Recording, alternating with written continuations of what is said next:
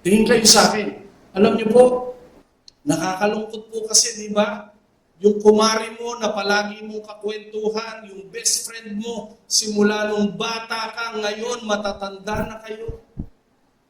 Na pag kinuha kayo ng Panginoon, nasa langit ka, yung best friend mo, baka sabihin sa iyo ng best friend mo, ang dami nating pinagkwentuhan, bakit hindi mo kinuwento ng palataya? Sabihin ng kapatid mo sa iyo, ate, bakit di mo ko pinilit? Bakit di mo ko tsinaga?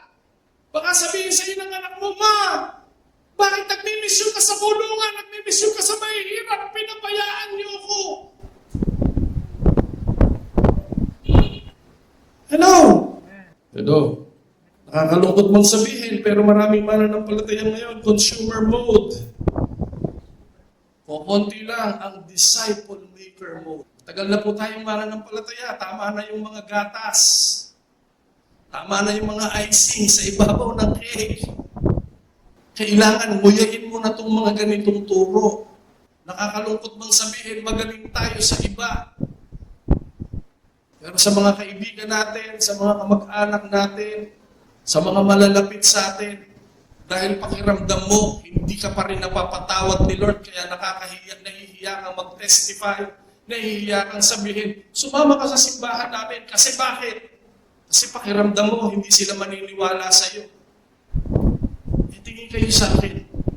Sa totoo, hindi mo naman sila kailangan kumbinsihin. Tingin kayo, hindi ka Holy Spirit. Hindi tayo banal na Spirito na tayo ang hihipo sa kanila para ma-convert sila. Ang papel lang natin, magkwento. Papel lang natin, magyaya.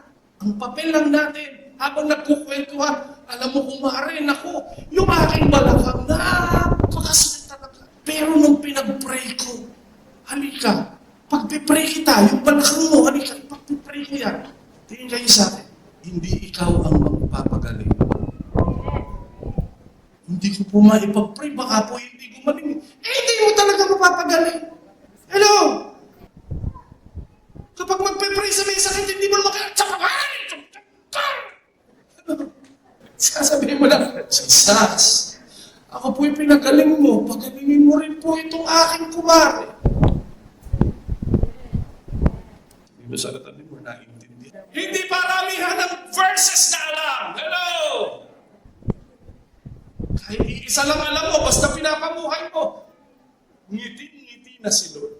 Palakpakan nga natin ang Panginoon.